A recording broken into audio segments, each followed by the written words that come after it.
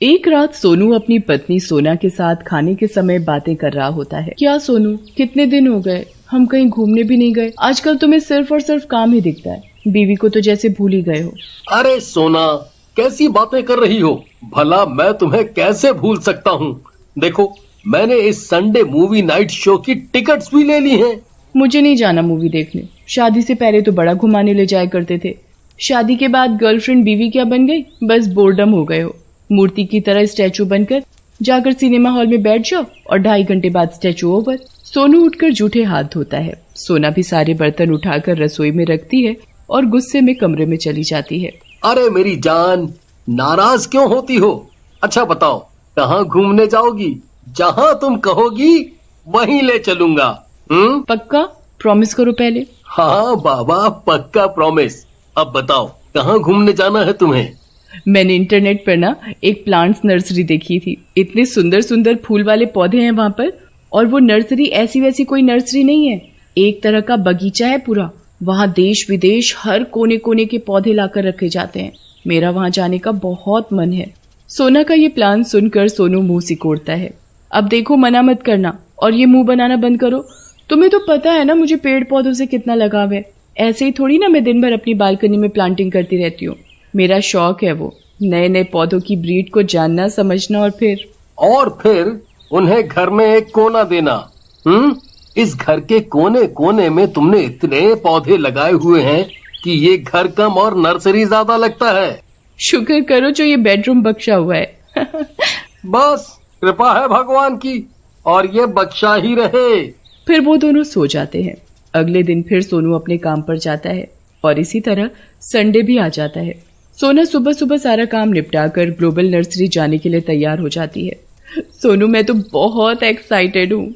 अब जल्दी चलो, तभी सारे पौधे देख पाओगी, वरना जाने के साथ ही नर्सरी बंद होने का समय हो जाएगा और तुम यहाँ परम सुंदरी ही बनती रह जाओगी। फिर वो दोनों ग्लोबल नर्सरी में जाते हैं। सोना लाइन से एक एक करके सारे प्लांट्स को अच्छे से देखती है और उनके बारे में डिटेल्स पूछती चलती है। तभी उसकी नजर एक अनोखे पौधे पर पड़ती है। वाओ, कितना प्यारा पौधा है। जरा इसके बारे में पढ़ूं इस प्लेट पर। आखिर इसकी विशेषताएं क्या है? सोना को वो पौधा इतना अच्छा लगता है कि वो जिद करके उसे घर ले आती है और उसे अपनी बालकनी में रख देती है। साथ में वो कुछ और फूल वाले पौधे भी उसके पास गमले में लगा देती है। वाह, अब मेरी बालकनी का नजारा ही अलग लग रहा है, एकदम सुंदर। फिर सोनू और सोना चले जाते हैं और फिर अगली सुबह, ओहो, आज तो लेट हो गया उठने में। जल्दी जल्दी जाकर पहले पौधों में पानी डाल दूं, वरना बेचारे धूप में मुरझा जाएंगे। और फिर फटाफट नाश्ता बनाती हूँ, वरना सोनू को लेट हो जाएगा ऑफिस के लिए। तेजी में सोना उठती है और बालकनी में जाती है। वहाँ जो वो देखती है उसे हजम नहीं होता। अरे, फूल वाले पौधे कहाँ गए गमले से? सोनू, सोनू जल्दी आओ इधर। मुझे पता है ये तुम नहीं किया होगा, तुम्हें दिक्कत रहती है मेरी प्लांटिंग हैबिट से। सोना के चिल्लाने की आवाज सुनकर सोनू आता है। अरे क्या हो गया जानू, इतना क्यों चिल्ला रही हो सुबह सुबह? ऐसा तुमने कौन सा भूत देख लिया? भूत तो मैं तुम्हारा उतारूंगी आज, अगर ये काम सच में तुम्हारा हुआ तो। सोना की हाय तौबा सुनकर सोनू बालकनी में जाता है। सच सच बताओ, ये फूल वाले पौधे तुमने ही गायब किया है ना मुझे परेशान करने के लिए? भांग खा ली है क्या सुबह सुबह? भला मैं ऐसा क्यों करूंगा? आखिर मेरे ही तो पैसे गए हैं इन सब में। तो फिर कौन कर सकता है? अरे वो तुम्हारा है ना लाडला पिल्लू, उसका काम होगा ये। ओहो, ये पिल्लू भी ना?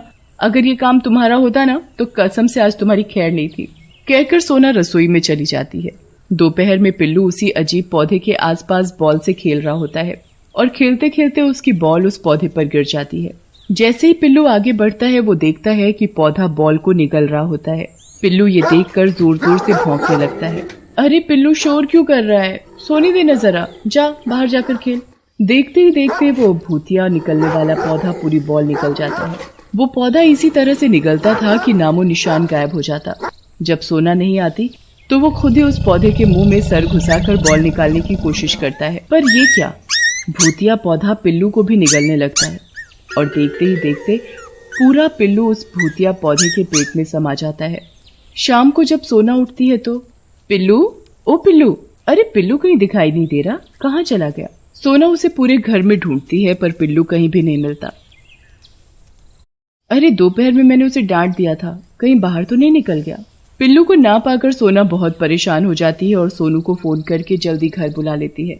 अरे कहाँ जाएगा पिल्लू, कहीं आसपास ही खेलने निकल गया होगा, आ जाएगा खुद ही। सोना उस पौधे के आसपास कुछ भी रखती चीज गायब हो जाती, पर सोना समझ ही नहीं पाती कि आखिर चक्कर क्या है। एक दिन सोना सोनू के रनिंग शूज धोकर बालकनी में सूखने रख देती है।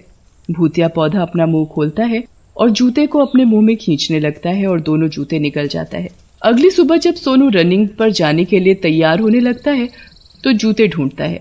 जूते ना पाकर वो सोना को आवाज लगाता है, अरे मैंने तो जूते धोकर बालकनी में ही सूखने रख दिए थे।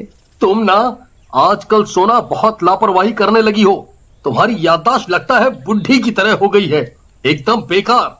मुझे तो लगता है तुम खुद चीजें रख के भूल जाती हो और कहती हो कि गायब हो गई। अरे सच में मैंने यही रखे थे, अब मिल नहीं रहे। अगर यहीं थे तो क्या जमीन निगल गई या आसमान खा गया? डांट कर गुस्से में सोनू चप्पलों में ही चला जाता है। हद हो गई अब तो, आखिर इतनी चीज गायब कैसे हो रही है। तभी सोना की सहेली राधा घर पर उससे मिलने आती है। अरे सोना कैसी है, सुनना मुझे एक काम है तुझसे। राधा अभी मेरा दिमाग खराब हो रखा है, तू एक काम कर, इन पौधों में खाद डाल दे। मैं इतने सबसे पहले चाय बना कर लाती हूँ, तभी दिमाग शांत होगा मेरा।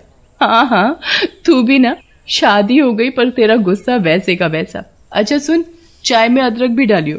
कहकर सोना चाय बनाने चली जाती है। जैसे ही वो भूतिया निगलने वाले पौधे को पकड़ती है संवारने के लिए, वो पौधा अपना मुंह खोलता है और राधा का हाथ दबोच लेता है मुंह में। ये देखकर राधा के छक्के छूट जाते हैं। अरे ये क्या भला है, हाथ छोड़ मेरा, छोड़ हाथ छोड़। पर वो राधा के शरीर को धीरे धीरे अपने अंदर निगलने लगता है। डर के मारे राधा की चीख भी नहीं निकलती। राधा इशारे में कुछ आवाज करने की कोशिश करती है, अपने पैर फड़फड़ा रही होती है, पर राधा की मदद करने वाला और उसे उस भूतिया पौधे से बचाने वाला कोई सहारा नहीं दिखता। सामने वाले घर की छत पर सुमन कपड़े डालने जाती है, तभी उसकी नजर राधा पर पड़ती है। वो पौधा राधा को आधा निगल चुका होता है। अरे बचाओ बचाओ कोई इस औरत को, अरे वो पौधा उसे निगला जा रहा है। सुमन चिल्लाते चिल्लाते भागे भागे नीचे जाती है और अपने पति को बोलती है, अरे सुनते हो, वो औरत पौधा निगल गया। क्या क्या क्या क्या क्या कह रही हो? दिमाग ठीक है तुम्हारा? औरत पौधा कैसे निगल सकती है? अरे मैं कह रही हूँ वो पौधा उस औरत को निगल गया। सच में तुम पागल हो गई हो, रात को ठीक से सोई नहीं क्या? अरे मैं सच कह रही हूँ, मेरा दिमाग बिल्कुल ठीक है। जल्दी चलो वरना वो भूतिया पौधा उसे पूरा निगल जाएगा, किंग कोबरा की तरह। राकेश हंसते हंसते सुमन के जबरदस्ती करने पर जाकर देखता है। ये नजारा देखकर राकेश की टाई टाई फिश हो जाती है। उसे अपनी आंखों पर विश्वास नहीं होता। अरे बाप रे, ये क्या कलयुगी खेल है? ये कैसा भूतिया पौधा है? चलो चलो जल्दी सोना को बताते हैं, अभी उसके पैर बाकी हैं, वरना उसे बचाना बहुत मुश्किल हो जाएगा। सुमन और राकेश भागे भागे सोना को बुलाते हैं और उसके साथ बालकनी में जाते हैं। हाय दैया, ये क्या बला है? सोना के तो मानो आसमान टूट गिरा हो उसके सिर पर। अरे बचाओ कोई, राधा को बचाओ, वरना उसके पति को क्या जवाब दूंगी। सोना, सुमन और राकेश तीनों मिलकर राधा की टांगे कसकर पकड़कर बाहर खींचने लगते हैं। जोर लगा के हाइशा, जोर लगा के हाइशा। बड़ी कोशिशों के बाद भी वो पौधे के मुंह से राधा को खींचना बहुत मुश्किल हो रहा था। ऐसे काम नहीं चलेगा, कुछ और रास्ता देखना पड़ेगा। तो अब क्या करें? इस सांप के बच्चे को मैंने ही दूध पिलाया है और देखो ये मुझे ही डस रहा है। अरे चुप करो तुम दोनों, ये तर्क वितर्क बाद में करना।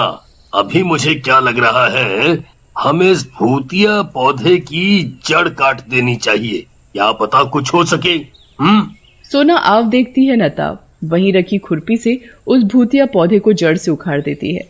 जड़ उखाड़ते ही उस पौधे की पकड़ ढीली पड़ जाती है। यस यस, यही तो चाहिए था।